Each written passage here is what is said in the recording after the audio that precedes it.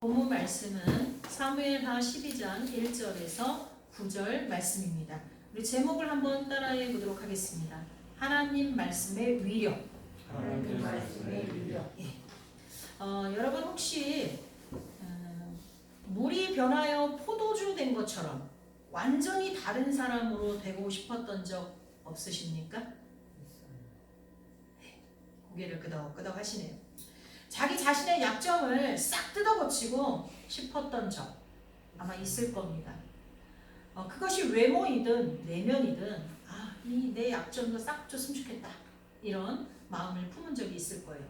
또 누군가를 어떤 사람 나 아닌 다른 사람을 확 바꾸고 싶었던 적도 있었을 거예요. 우리는 한두 번씩 이런 생각을 해봅니다. 아니 어쩌면 누군가는 지속적으로 그런 욕구를 가지고 있을지도 모릅니다. 사실 저마다 마음속에 두고 있는 그런 욕구들 때문에 타인과 또는 자신과 끝없는 갈등을 겪는 것입니다. 자기 자신과 갈등을 겪는 건 자기 자신의 약점이 너무 싫은 거예요. 자기 자신의 단점이 보기 싫은 거예요. 고치고 싶은데 잘 안 돼요. 끊임없이 자기 자신과 갈등을 겪게 되겠죠. 바울도 그랬어요. 오라 나는 공고한 자로다. 내 마음이 원하는 것과 내 행동이 다르구나 하고 탄식한 적이 있었어요. 그리고 남하고 갈등하는 이유가 뭐예요? 그 사람을 있는 그대로 두고 보면 갈등할 일이 없어요. 근데 우리 엄마는 왜 저래? 우리 아빠는 왜 저래? 아니 내 자식은 왜 그래? 라고 말하는 순간, 아니 생각하는 순간 갈등이 생겨요. 근데 그 내면을 들여다보면 바꾸고 싶은 거예요. 내 엄마 아빠의 단점을, 내 자식들의 단점을 바꾸고 싶은 거예요. 그렇기 때문에 갈등이 일어나죠. 그런데 그 사람이 쉽게 바뀌던가요? 사람을 바꿀 수 있던가요? 자기 자신을 바꾸기도 어려운데 남을 어떻게 내가 바꿀 수 있겠습니까? 그렇습니다. 사람은 사람을 바꿀 수가 없어요. 아무리 잔소리를 해도 아무리 기도를 해도 안 바뀌어요. 다른 사람을 변화시킬 수 있는 분은 오직 한 분. 예수 그리스도뿐입니다.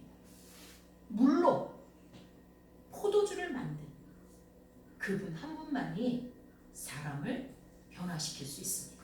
믿으십니까? 아멘. 다윗은 15세쯤 사무엘 선지자를 통해서 왕으로 기름 부음을 받았습니다. 곧 왕이 될 것 같았지만 그는 한 15년쯤 되는 긴 시간을 기다려서 겨우 30세에 다시 왕으로 기름 부음 받고 그것도 유다 지파만 다스리는 왕으로서 헤브론에서 7년 6개월을 보냅니다. 그리고 드디어 이제 예루살렘으로 수도를 옮겨서 33년 동안 유다를 포함한 이스라엘 전 지파를 다스리는 진정한 이스라엘의 왕이 됩니다. 다윗은 오랜 세월 기다렸다가 왕이 됐어요. 근데 그렇게 기나긴 세월 동안 다윗은 언제나 하나님 앞에 묻고 하나님의 응답에 따라 순종하는 그런 삶을 살았습니다. 그래서 하나님은 다윗을 향하여 뭐라 그러냐면 내 마음에 합한 자라 이렇게 말씀합니다. 우리도 하나님 마음에 합한 자들이 되었으면 좋겠습니다. 근데 그런 다윗이었지만 다윗도 연약한 인간이었기 때문에 약점이 있었어요. 그 약점을 통해 깊은 죄악에 빠진 적이 있습니다. 오랜 세월 쫓기고 전쟁터를 누비던 그에게 평화와 번영이 찾아왔습니다. 그때 그는 온갖 긴장하고 있는 세포들이 쫙 풀어졌을지도 모릅니다.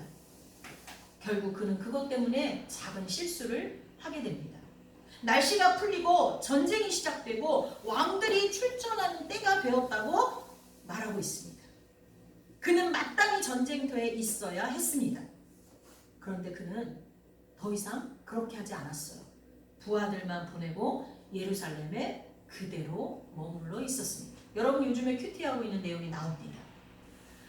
예전 같으면 마땅히 앞장서서 나갔을 자리에 나가지 않은 무책임한 실수를 저지르게 됩니다. 작은 실수였을 거예요. 매번 나갔었는데 단 한 번 안 나갔어요. 그러나 마땅히 자신이 해야 될 몫을 소홀히 했던 이 작은 실수가 눈덩이처럼 불어서 아주 화려치하고 악랄한 죄로 변하게 된다는 것입니다. 저와 여러분, 혹시 내가 부모로서, 자식으로서, 또는 친구로서, 성도로서, 예수 그리스도의 제자로서, 하나님의 종으로서 내가 마땅히 해야 될 일을 뒤로 미루거나 게을리하고 있지는 않습니까? 만약 그렇다면 그것이 올무가 되어 여러분을 더 큰 죄악에 빠지게 할 수도 있다는 것을 기억하시기 바랍니다. 사무엘하 11장 1 뒤로 이제 계속 보면 저녁 때 이 다윗은 전쟁에 나가지 않고 저녁이 돼서 왕궁 옥상에서 이렇게 거닐고 있습니다. 여러분, 저와 여러분이 이스라엘에 꼭 갈 수 있기를 소망합니다. 가보면 이스라엘, 우리나라는 산 꼭대기에 집이 없습니다. 다 산 아래 계곡 쪽에 집이 있어요. 그러나 이스라엘은 모두 다 산 위에 집이 있습니다. 특히 왕궁은 그 꼭대기에 있지요. 왕궁의 옥상에서 마을을 내려다보면 다 보입니다. 근데 그때 저녁 어스름한 때 어떤 한 여인이 목욕을 하고 있습니다. 정확하게 뭐 얼굴이라든가 뭐 정확하게 안 보였을 수도 있죠. 아니면 망원경 비슷한 게 있어서 좀 자세히 봤을 수도 있고. 근데 어쨌거나 그 여인을 보고 음욕을 품었습니다. 마음에 욕심이 잉태한 거죠. 욕심이 잉태했어요. 근데 이 다윗은 거기서 욕심이 잉태했는데 그것을 가만두지 않고 이 욕심이 내 안에서 자라도록 내버려뒀습니다. 어떻게 했냐? 사람을 보내, 하인을 보내 그 여인에 대해 알아보게 합니다. 그랬더니 그 하인이 돌아와서 충신 우리아의 아내 밧세바입니다 라고 말했어요. 다윗은 거기에서 멈췄어야 했습니다. 자기 부하의 아내, 남편이 있는 아내 멈췄어야 돼요. 근데 점점 잉태된 욕심은 자랍니다. 데려오게 합니다. 그리고 그 여인과 동침을 합니다. 간음죄가 되었습니다. 지금 간음죄가 우리나라에서는 없어졌지만 남의 여인을 취한 것은 엄청난 죄악입니다. 그것도 자기 부하. 그런데 하필이면 그 한 번 실수를 하고 넘어갈 수도 있었는데 여인이 딱 임신을 했습니다. 남편은 전장터에 나갔는데 여인이 임신을 했다? 이것은 분명히 누군가 다른 이의 아이일 게 뻔해요. 그래서 다윗은 이것을 감추기 위해 우리아와 부하들을 돌아오게 합니다. 집으로. 그래서 잔치를 베풀어주고 우리아에게 너희 집으로 가서 아내와 시간을 보내고 다음날 오라 이렇게 얘기합니다. 근데 하필이면 이 우리아가 너무나 충신이었어요. 사무엘하 11장 11절에 보면 이 우리아가 다윗에게 이렇게 말합니다. 여호와의 언약궤와 이스라엘과 유다가 야영 중에 있고 내 주 요압과 내 왕의 부하들이 바깥들에 짐치고 있거늘 내가 어찌 내 집으로 가서 먹고 마시고 내 처와 같이 자리이까. 우리아의 이 충성 때문에, 충심 때문에 결국 우리아는 죽게 됩니다. 근데 그것도 어떻게 죽게 되냐면 우리아의 손에 편지를 다윗이 들려줘요. 그 내용이 뭐였냐면 지금 이 편지를 가지고 가는 우리아를 맹렬한 싸움에 앞세워서 죽게 하라는 내용이에요. 얼마나 잔인합니까? 자기의 사망 선고를 자기 손으로 들고 요압 장군에게 갖다 바치는 거예요. 요압 장군이 그것을 보고 진짜 다윗이 원하는 대로 맹렬한 전투에 앞장세워 결국 죽게 만듭니다. 이제 깜짝같이 자기 죄를 숨길 줄 알았습니다. 그리고 우리아의 아내가 남편을 장사하고 그 장례가 끝난 뒤에 데려와서 자기 아내로 삼습니다. 여러분, 하나님 마음에 합한 자, 무엇을 하든지 하나님 앞에 묻고 하나님의 응답에 순종해서 행하던 그 다윗이 정말 오늘날로 따져도 이 성적으로 문란해지고 정말 죄가 죄같이 여겨지지 않는 오늘날의 입장에서 봐도 다윗의 죄는 너무나 비겁하고 악랄한 죄악입니다. 하나님이 그냥 두시지 않았습니다. 하나님은 다윗과 맺은 언약이 있습니다. 언약에 신실하신 하나님은 다윗의 죄를 그냥 둘 수가 없었습니다. 원래 죄가 장성하면 뭐죠? 멸망이에요. 죽음이에요. 근데 하나님은 다윗에게 은혜를 베풀어 주십니다. 나중에 뒤에 읽어보면 은혜를 베풀어 줬지만 다윗이 지은 죄값은 3가지로 감당하게 됩니다. 여러분 죄를 우습게 생각하지 마십시오. 죄를 지었습니까? 회개합니까? 하나님 반드시 용서해 주십니다. 성령 회방죄가 아니면 용서해 주십니다. 그러나 그 죄값은 자기가 감당해야 돼요.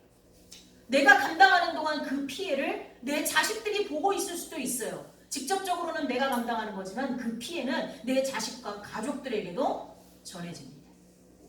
그래서 아버지가 죄를 지면 3대까지 간다는 게 그 죄값을 자식에게 준 게 아니에요. 내가 감당하는데 그 피해가 3대까지 가는 거예요.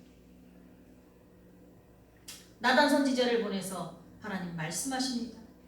이제 이 다윗의 그 무감각해진 그 굳은 마음이 나단을 통해서, 나단의 입술을 통해서 보내신 하나님의 말씀 때문에 그 무뎌진 마음이 깨져버립니다. 우리 계속해서 2절부터 9절까지를 한 절씩 교독하면서 빠르게 한번 읽어보겠습니다. 그 부한 사람은 양과 소가 심이 많으나 가난한 사람은 아무것도 없고 자기가 사서 기르는 작은 암양 새끼 한 마리를 보니라. 그 암양 새끼는 그와 그의 자식과 함께 자라며 그가 먹는 것을 먹으며 그의 잔으로 마시며 그의 금의 유흥으로 그에게는 가족이 되었거든. 어떤 행인이 그 부자에게 오매 부자가 자기에게 온 행인을 위하여 자기의 양과 소를 아껴 잡지 아니하고 가난한 사람의 양 새끼를 빼앗아다가 자기에게 온 사람을 위하여 잡았나이다 하니 다시 그 사람을 말미암아 보아요. 나에게 이르되 여호와의 살아계심을 두고 맹세하노니 이 일을 행한 그 사람을 마땅히 죽이라. 그가 불쌍히 여기지 아니하고 이런 일을 행하였으니 그 양 새끼를 4배나 갚아 주어야 하리라 한지라. 나단이 다윗에게 이르되 당신이 그 사람이라. 이스라엘 하나님 여호와께서 이와 같이 이르시기를 내가 너를 이스라엘 왕으로 기름 붓기 위하여 너를 사울의 손에서 구원하고 내 주인의 집을 내게 주고 내 주인의 아내들을 내 품에 두고 이스라엘과 유다 족속을 내게 맡겼느니라. 만일 그것이 부족하였을 것 같으면 내가 내게 이것저것을 더 주었으리라.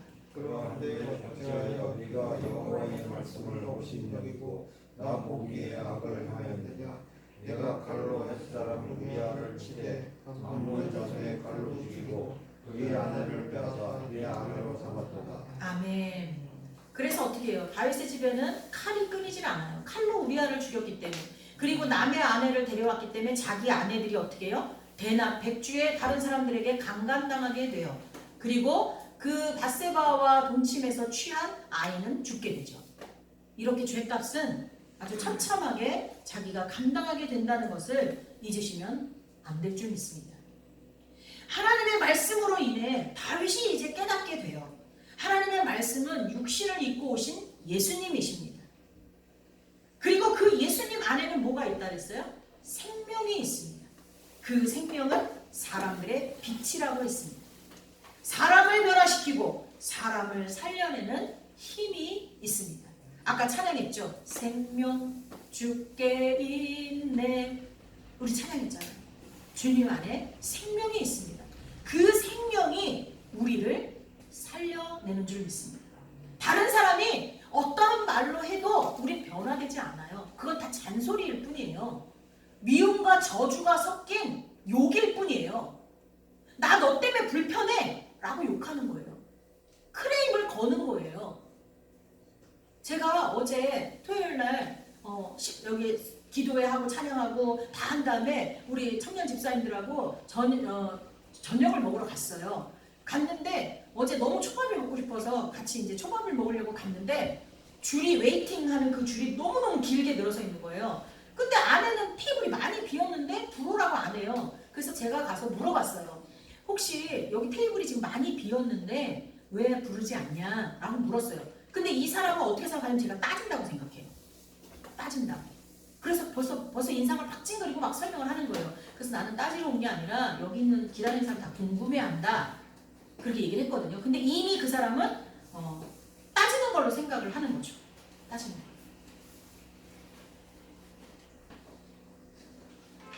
우리 마음이 사람의 마음을 정확히 읽지도 못하고 그 가졌던 감정을 쉽게 변화시키지도 못하고 오해하게 돼요. 그리고 실제로 내 마음을 들여다보면 따지는 마음이 있었겠죠. 컴플레인을 거는 거겠죠. 그걸 또 그 사람이 알아챈 거고. 이 마음이 죄로 어두워지면 다른 사람의 잘못은 알아채면서도 자기 잘못은 도무지 깨닫지 못해요. 이 설교를 들을 때도 그 내용을 들을 때 그걸 자기에게 접목시키는 게 아니라 야 이거는 내 옆에 있는 누구 권사님이 들었으면 딱인데 아 그 권사님 왜 오늘 안 왔지? 야 그거는 그 우리 엄마가 들었어야 되는데 야 그거는 그 우리 아들이 들었어야 되는데 우리 딸이 들었어야 되는데 이래 가면서 그 설교의 내용을 다른 사람에게 자꾸 집중을 시키려고 해요. 내가 아니라. 근데 주님은 뭐라고 말씀하세요? 누가복음 6장 41절에 어찌하여 형제의 눈 속에 있는 티는 보고 내 눈 속에 있는 들보는 깨닫지 못하느냐. 다윗은 나단의 이야기를 들으면서 나단이 비유로 얘기한 거잖아요. 근데 그 얘기를 들으면서 부자의 죄를 정확히 알아요. 아니 어떻게 그렇게 못된 놈이 있어. 지 재산은 그렇게 많으면서 그 가난한 사람이 암양 하나를 잡아서 자기 손님을 대접하는 게 말이 돼? 하면서 그는 4배로 갚을 것이다 라고 그렇게 정확하게 다른 사람의 죄는 정확하게 인지를 했습니다. 그런데 그 부자가 바로 너다 라고 말하는 그 나단 선지자의 얘기를 듣기 전까지 전혀 자신의 죄는 알아차리지 못했어요. 여러분 이상하게 생각할지 모르지만 그 당시 왕의 권력은 지금도 대통령이나 왕의 권력은 대단하잖아요. 나는 새도 떨어뜨리는 때가 있었잖아요. 근데 그 옛날 왕권 시대의 왕은요 절대 권력자예요. 사실 실질적으로 누구의 아내도 빼앗을 수 있어요. 근데 다윗은 하나님이 세우신 왕이고 하나님의 말씀대로 살아야 되는 왕이기 때문에 우리가 이런 말을 하는 거죠. 세상 왕이라면 그게 뭐 대수예요? 아, 저 어떻게 저럴 수가 있어 라고 말할 수는 있지만 대항할 수 없어요. 그랬기 때문에 그도 권력의 눈이 머니까 죄에 대해서 무뎌진 거죠. 그렇지만 다윗이 그 무뎌진 감각, 죄에 대한 감각을 깨닫게 됩니다. 그것은 곧 나단 선지자를 통해 말씀하신 하나님의 말씀이었습니다. 하나님의 말씀은 단단한 바위뿐만 아니라 바위보다 더 단단하고 굳어질 대로 굳어진 우리의 심령 골수까지 쪼갤 수 있는 능력이 있는 줄 믿습니다. 히브리서 4장 12절 하나님의 말씀은 살아있고 활력이 있어 좌우에 날선 어떤 검보다도 예리하여 혼과 영과 관절과 골수를 찔러 쪼개기까지 하며 또 마음의 생각과 뜻을 판단하나니. 말씀의 능력은 우리의 심령을 꿰뚫어보고 우리의 이 심령 골수를 쪼개서 다시 수술하여 변화시킬 수 있는 능력이 있습니다.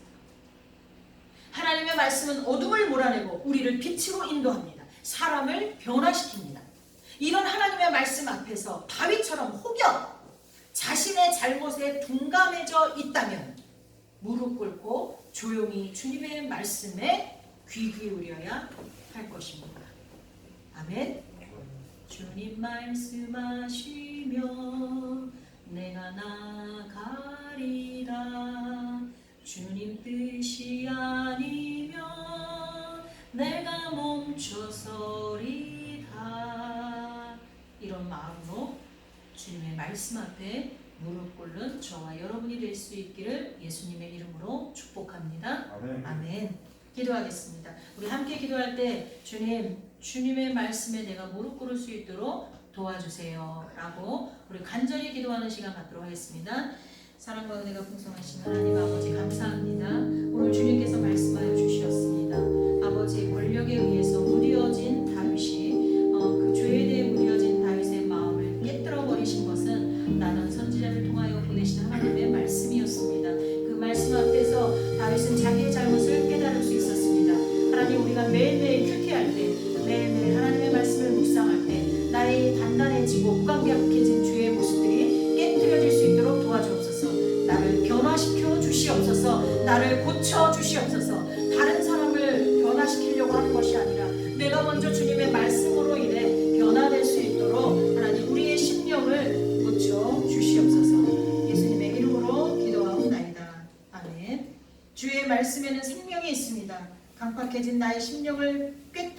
주시고 주의 말씀으로 나를 변화시켜 주옵소서. 예수님의 이름으로 기도하옵나이다.